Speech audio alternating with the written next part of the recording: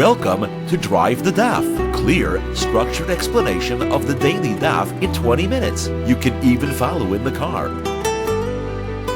Eruvin Daf Pei Beis ends Perek Chaloin, and it begins the next chapter, the 8th chapter of Meseches Eruvin, which is called Concise Mishtatfin. So the end of Perek Chaloin discusses when Rabbi Yehuda comments in the end of a Mishnah, and he says, when is that Mishnah talking, or where is it speaking? Is he arguing on the previous opinion, or is he explaining the previous opinion, limiting the previous opinion? So we're going to have that discussion.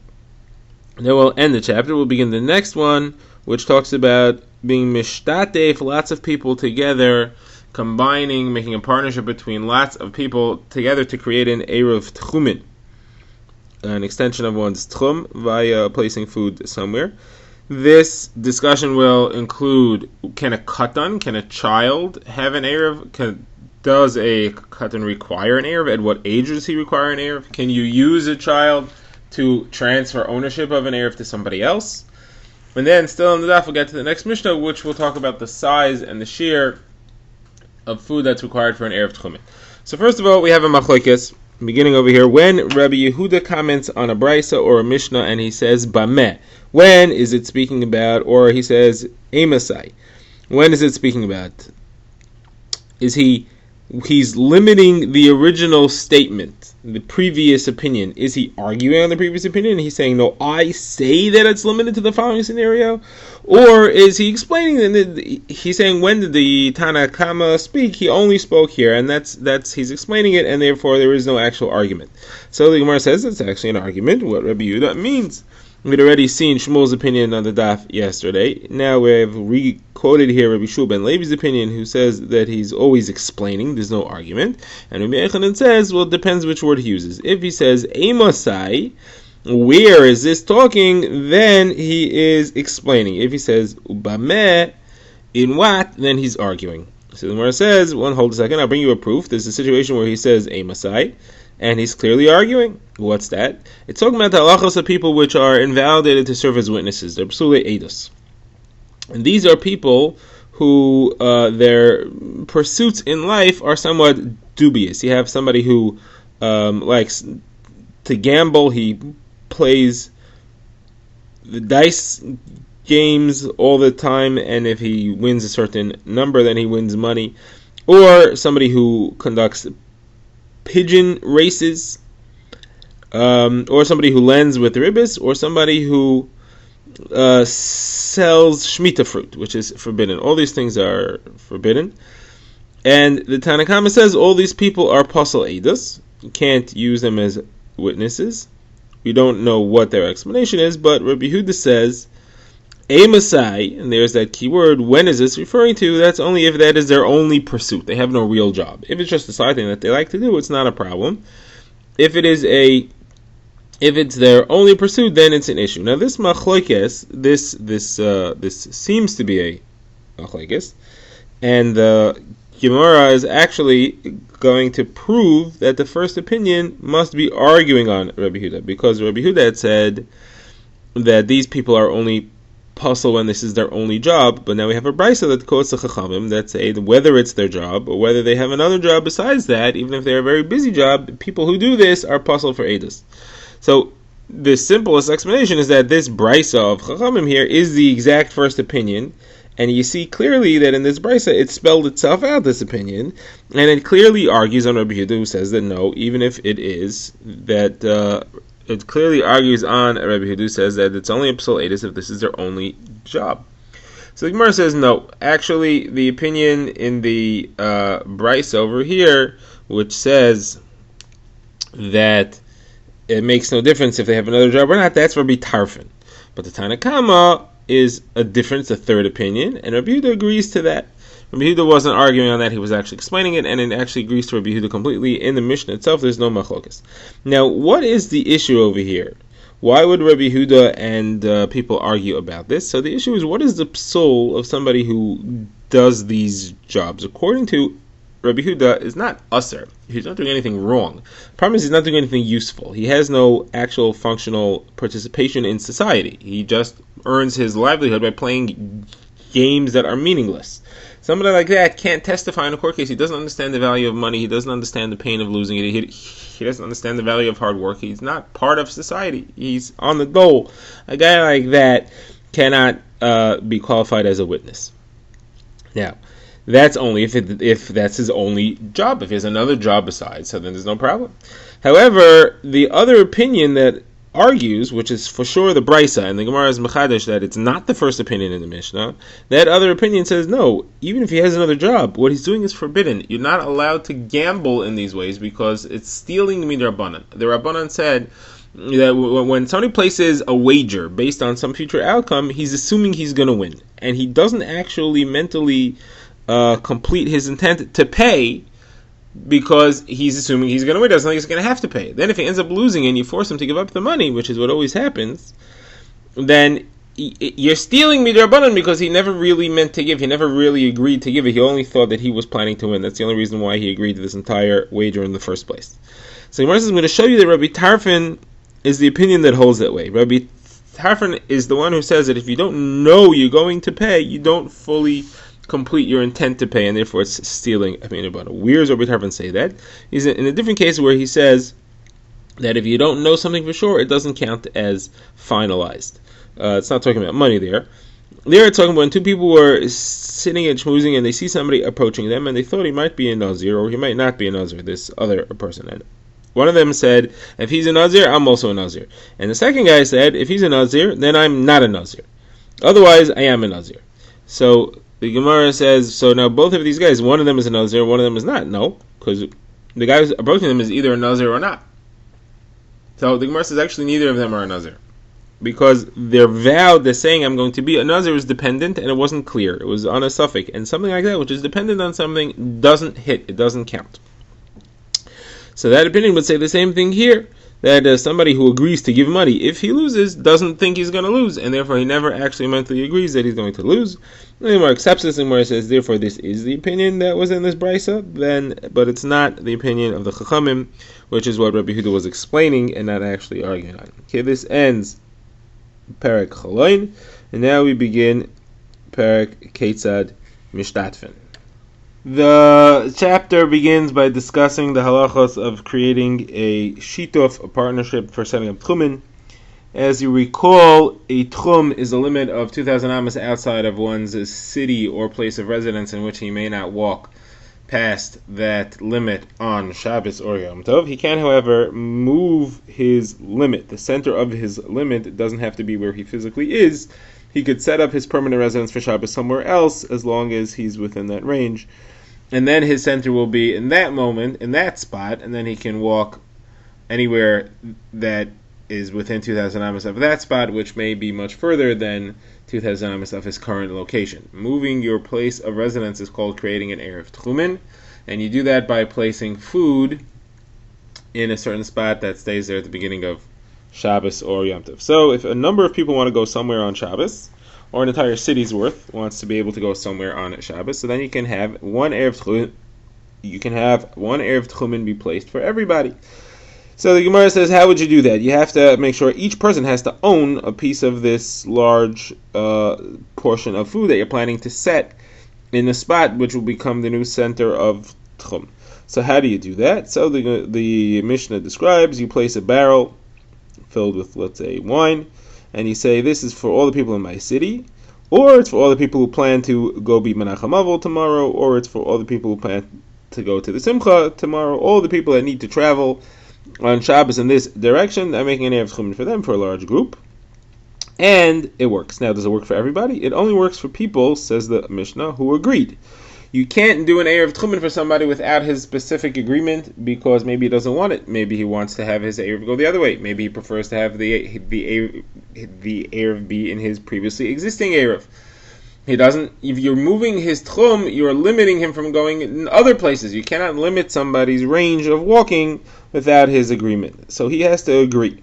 Now, says the Mishnah, not only does he have to agree, he has to agree before Shabbos. If he agrees after Shabbos begins, it's too late, because the Erev takes effect at the moment that Shabbos begins. He has to have agreed by then.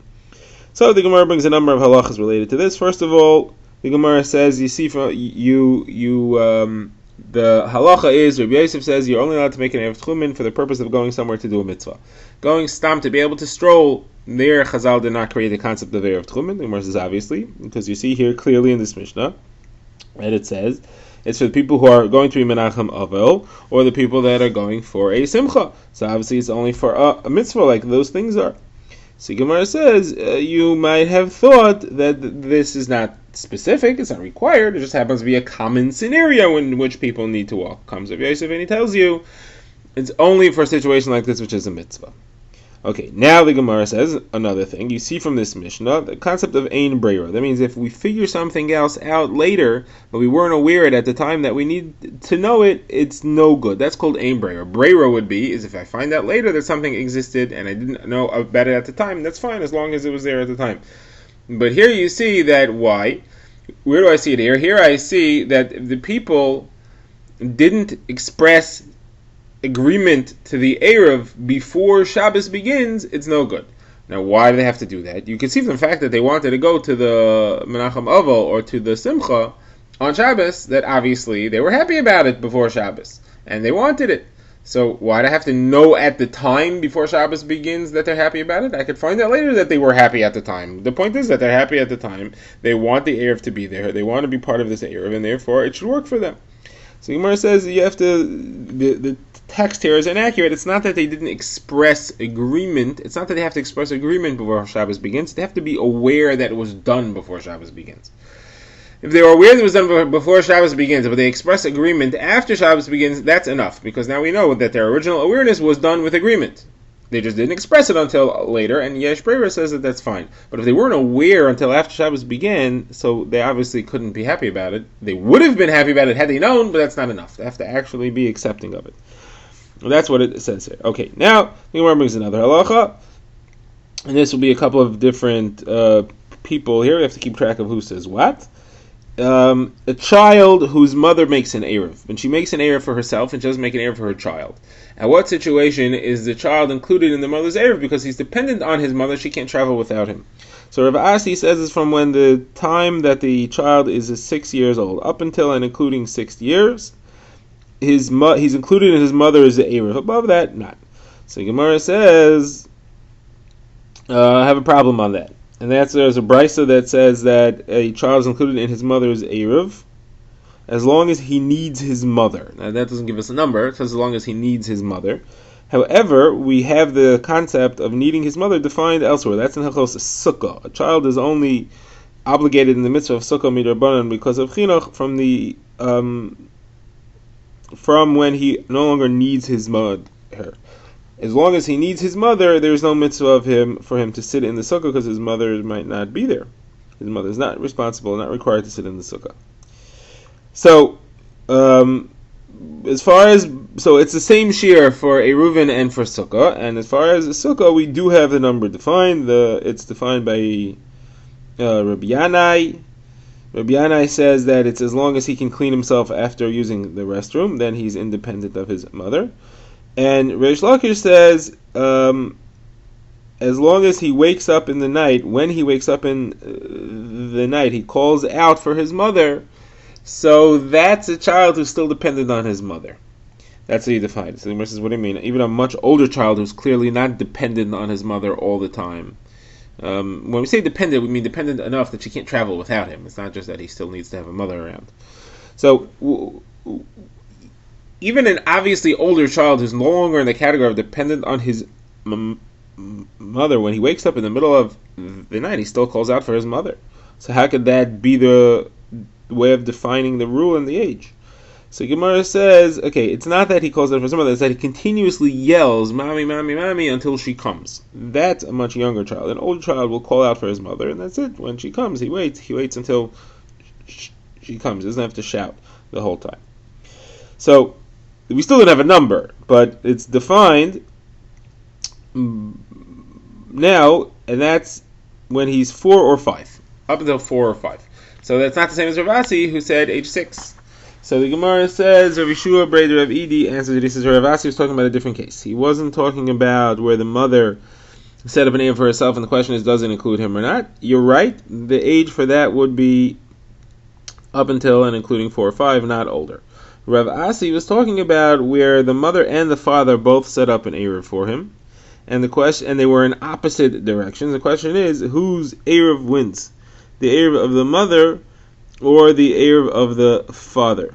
So there it goes even until that includes age 6, that it follows the mother, because even though he's not necessarily dependent on his mother like a 4 or 5-year-old, he still prefers his mother. He still goes around with his mother more than with his father, and therefore he follows his mother's Erev, not his own Erev.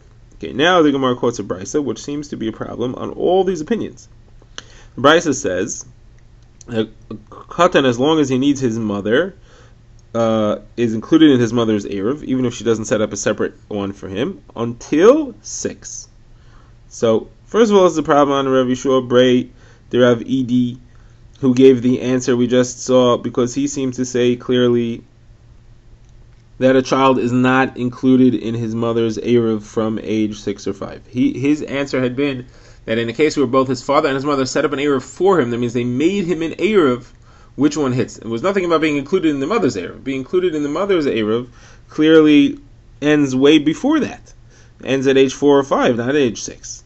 So the Gemara says, yes, this Brisa definitely does not fit with Rav Yeshua Bray to Rav Edi. The question is, does it fit with Rav Asi? Rav Asi had said that a child is included in his mother's Erev up until and including age 6. He said when he's 6. This Brisa said until 6. It seems to indicate that 6 itself not. That would be different than Rav Asi. So the Gemara says, no, what did the Brisa mean? The Brisa meant 6. It meant including the 6th year as well. Okay, fine. So that's not a kasha. Question is, what about Rav Yanai and Reish Lakish? They're the ones who gave numbers, and they defined it as 4 or 5. And this Brisa defines it as age 6. So Gemara says, no, it's different. It depends where the father is. If there's a father around, then the child's a bit more independent. And then already from age 4 or 5 is the end of the time that he needs his mother. If the father's not around, though, then he needs the mother from age 6. Okay, now the Gemara moves on to quote 2 Brisas, also on the subject of setting up an Erev for your children or for other people dependent on you, and whether or not you need their consent. And the second Brisa has an extra phrase, and that'll be the source of some discussion here. So the 2 Brisas both say the following thing. A person is allowed to make an Erev for his children as long as they are kitanim, as long as they are minors, under age 13 or 12 for a girl. He's also allowed to do it for his Eved and Shefcha Kenanis. That he does not have to ask them for, because he is in control of decision making for them, and he controls their finances, and therefore he is allowed to make an Erev for them. This is referring to a Erev Tchumin, where we set up to now where you need permission, you need their consent, but here, for these people, you don't. However, for adult children or for your wife, you cannot set up an Erev without their consent. This both Brisas say. And then the last Brisa adds is that in any of these people, if he, meaning the master or the husband, sets up an Erev for them and they set up their own Erev, then they are meant to follow the halachas that they have to use the Erev that was set up for them, not their own Erev. The only exception to that is the woman, the wife. She sets up her own because she has the right to protest and object to anything that her husband does for her. She can say, I don't want it, so therefore if she set up her own Erev, so she doesn't have to use the Erev that her husband set up for her. So the Gemara says, how does this make sense? Why should the wife be different than the adult children? Including adult children is also in the first part of the Brisa, is also in Eved Ivri and a Amma Ivriya. So the Gemara says, why should the wife be different than the other ones who can't have an Erev be set up for them against their will, which includes adult children and Eved Ivri and Amma Ivriya? So the Gemara says, you're right. When we say the woman, we mean everybody who's like the woman, everybody who has the same halachas as the woman, and includes them as well. So Gemara says, how do we evaluate the response of the person who's having an Erev set up for him? There are 3 things he could possibly do. He could protest, reject it. He could be silent, or he could accept it verbally. So which one do you have to do? Now, obviously, if he protests, he's rejecting it, and if he accepts it, he's accepting it. The question is, what if they're silent? So the end of the Brisa seems to say that the only reason that the woman can, she doesn't have to follow the one that her husband set up for us because she can protest. That implies that she has to protest. If she's silent, we assume that she agrees. But that's in contradistinction to what it said in the beginning, that it has to be with her consent. The woman and the other adults have to be with her consent. That sounds like she has to verbally consent. So the Gemara says no, she doesn't have to verbally consent. That means even if she's silent, silence is considered to be consent. It's as opposed to, the Brisa just means as opposed to if she actually rejects it. The Gemara says, but what do you mean? In the case where she set up an Eruv and he set up an Eruv, we said she doesn't have to follow his Eruv for her. And over there she didn't verbally say anything, she just set up an Eruv. So Gemara says, Rava says, setting up your Eruv is as verbal a consent as it could possibly be. You're physically doing something to show your rejection of the Eruv that was set up for you. That's as good as a verbal rejection. We now begin the next Mishnah, which discusses the size of food one must set aside in order to create an Eruv Tchumin. And there are 4 opinions in the Mishnah. The first 2, actually all of them, say that it's the size of 2 meals. The size of bread you would have to have for 2 meals. And the question is, how much is that? How do we define that? So there's 2 machlokes here. The first 2 opinions are, what type of meals are we referring to? According to Rabbi Meir, it's weekday meals, because weekday meals are less. You eat less during the weekday. According to Rabbi Yehuda, it's Shabbos meals. Shabbos meals you actually eat less because there's 3 meals per day instead of 2, so each one is smaller. The Gemara now, the Mishnah now quotes the second machlokes. Second one is Rabbi Yochanan ben Breika and Rabbi Shimon. They're discussing the exact size of these 2 meals. Rabbi Yochanan ben Breika says that the 2 meals together are half a kav. That's the measure, so it's a quarter of kav per meal. The way he expresses the shear is that it is the amount of bread one would be able to buy with a pundiyon, which is 1/48 of a selah, during the time when the price of bread is 4 se'in per selah. 4 se'in is 48 times the amount of half a kav. So a selah is 48 times a pundayon. 4 se'in is 48 times half a kav, and therefore the price is half kav per pundayon. The shear that he's saying per pundayon is half a kav, and that's the minimum amount. Rabbi Shimon says, so he comes out that 2 meals is half a kav. Rabbi Shimon says, no, it's not half a kav, it's 2/9 of a kav. He says it's 2/3 of a loaf of bread when 3 loaves of bread go for fit into 1 kav. Now, the Mishnah adds this loaf of bread that we're discussing here is actually relevant to other halachos. The halacha is that somebody who walks into a house that has tzaras isn't tamei. His clothing aren't tamei. He is, but his clothing is not tamei until he stays there long enough to eat a loaf of bread, and that's this size loaf of bread that we're referring to here. And the second halacha is that somebody has to eat a minimum size bread bread which is tamei, in order to pasel himself, make it forbidden for him to eat truma. That's also the same size loaf of bread over here. Okay, now the Gemara says, how much is this 2 meals worth? How much is it according to Rabbi Yehuda and Rabbi Meir? What's the shear? They didn't say shear, they just discussed if it's weekday or Shabbos. So Rabbi Yehuda Rav says that it is 2 loaves of bread that cattle farmers take with them to the field. Rav says it's 2 loaves of bread in the area of the river of Papa, where people make bread the size that they have over there. Okay, what's the halacha? Who we paskin like Rabbi Meir or Rabbi Yehuda? Which one do you eat less? You eat less on Shabbos meals, or you eat less by a weekday meal? So Gemara says Rabbi Yosef asked Rabbi Yosef, the son of Rabbah, who does your father hold like? And he said, my father holds like Rabbi Meir. He said, I also hold like Rabbi Meir. People eat more on Shabbos meals, not less. And the proof is that people comment on a Shabbos meal. You see, you could always fit in more as long as it tastes good, as long as it's sweet. So you see that they're packing in more on Shabbos.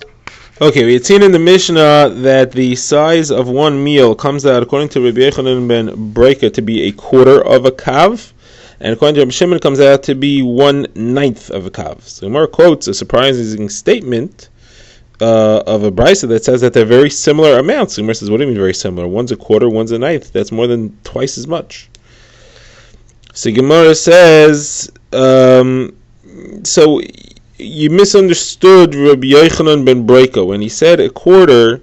When he said that 1 meal is a quarter of a kav, he was talking about how much flour the store owner, the baker, how much he buys to put into the bread. But when you want to buy the baked bread from him, you're going to get less bread for your pandoyon that you're using. So you're going to end up with 2/3 of the amount of flour that he bought for the price that he paid for it. He has to make something off it. So therefore it comes out that it's not 1/4 of a kav, it comes out that it's 1/6 of a kav. It's 2/3 of the total flour amount. So Gemara says, okay, so it's 1/6 to a 1/9. That's still a far machlekes. It's not close. So Gemara says, no, it's not really a 1/6. It's the other statement of Rav Chisda. Rav Chisda actually didn't say it's 2/3. Rav Chisda is actually half. The bread you get is actually half the flour you get for the same price, and therefore it comes out to be actually 1/8. Someone says, well, 1/8 and 1/9 is not the same. The says, it's not the same. We didn't say they're the same. We said that they're close. 1/8 and 1/9 is not that far off. So Gemara says, why did Rav Chisda say two opposite things? In one case, he said that the bread is 2/3 of the flour for the same price, and in the other case, he said that the bread is half the flour for the same price. Well, which is it? So Gemara says, it depends who has to pay for the wood to feed the fire. If the store owner needs to supply the wood, then it costs more, and if the buyer gives wood for it, then Drive the Daf is a project of the Grand Woodlands Shul and is presented by Rabbi Yitzchak Landa. Find us on YouTube or subscribe to daily emails by emailing drivethedaf@gmail.com.